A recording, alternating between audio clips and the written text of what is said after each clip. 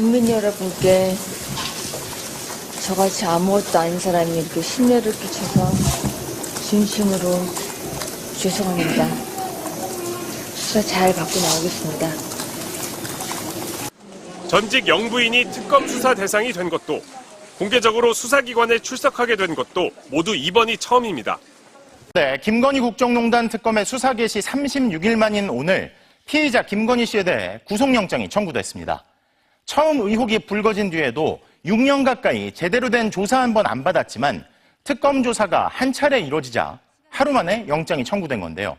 김 씨의 구속 여부는 다음 주 화요일에 열리는 영장실질심사 이후 결정됩니다. 어제 특검 조사를 받은 피의자 김건희 씨는 나토 순방 당시에 착용했던 목걸이가 오래전 홍콩에서 구매한 모조품이라고 진술한 것으로 전해졌는데요. 그런데 특검이 김 씨가 거짓 해명을 한 것으로 볼 수 있는 정황을 포착한 것으로 파악됐습니다. 구나연 기자가 보도합니다. 김건희 여사가 2022년 나토 순방 당시 착용한 논란의 목걸이. 당시 가격 6,200만 원이었던 고가의 보석 브랜드 반클리프 앤 아펠의 스노우플레이크 펜던트 모델로 알려졌습니다. 재산신고 내역에는 없던 귀금속의 행방을 찾아온 김건희 국정농단 특검은 김 여사의 오빠 김진우 씨의 장모 집에서 목걸이를 발견했지만 모조품이었습니다. 어제 특검 조사를 받은 김 여사는 이에 대해 오래전 홍콩에서 모조품을 산 거라고 진술한 것으로 알려졌습니다. 정확하게 기억은 나지 않지만 홍콩을 자주 방문한 2004년에서 2007년 사이 현지에서 산 것 같다는 취지입니다. 어머니 최은순 씨에게 선물하기 위해 모조품을 구입했고 이후 순방 때 다시 빌려 착용한 것이라고 해명한 것으로 전해졌습니다. 그런데 이 해명이 거짓일 가능성을 보여주는 정황을 특검이 포착했습니다. 반클리프 앤 아펠사로부터 김 여사가 착용한 것과 같은 디자인의 목걸이는 2015년 11월에 출시됐다는 공식 답변을 받은 겁니다. 해명대로라면 김 여사는 해당 제품이 출시되지도 않았는데 그보다 10년 정도 앞서 모조품을 구입했다는 말이 됩니다. 특검은 이 목걸이에 대한 해명이 그동안 조금씩 달라진 부분도 구속영장 청구서에 언급한 것으로 전해졌습니다.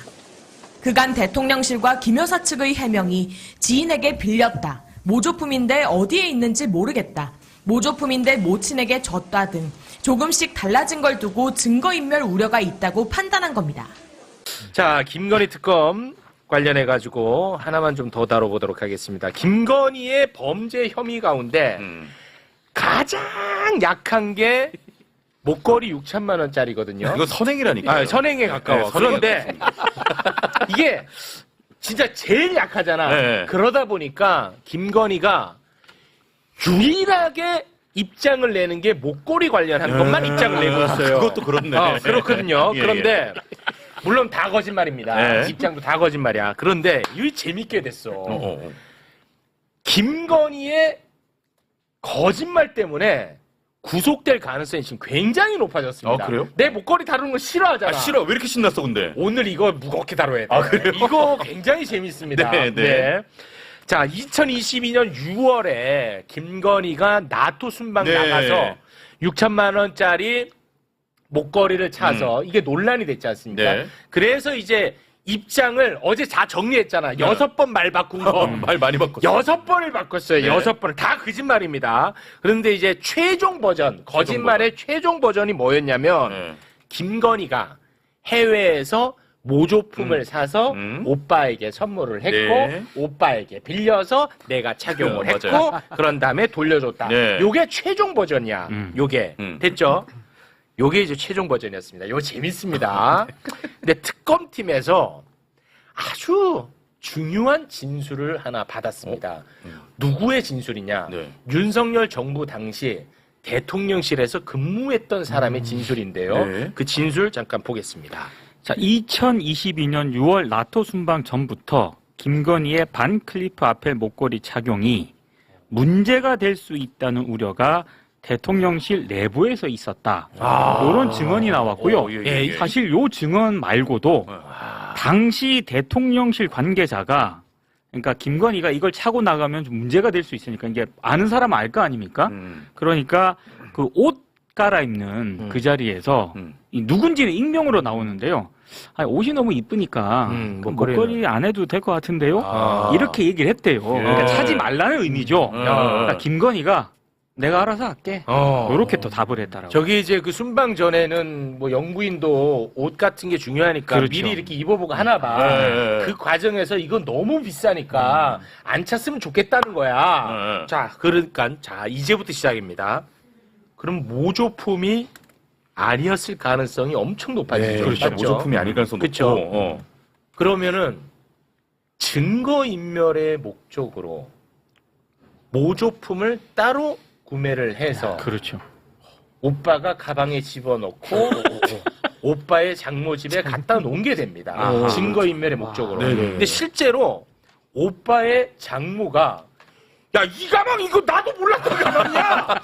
이거 언제 우리 집에 들어왔냐. 이렇게 특검에 입장을 낸 거야. 그렇죠. 그러니까 증거인멸의 정황이 돼버립니다. 증거인멸의 정황이면 구속이잖아.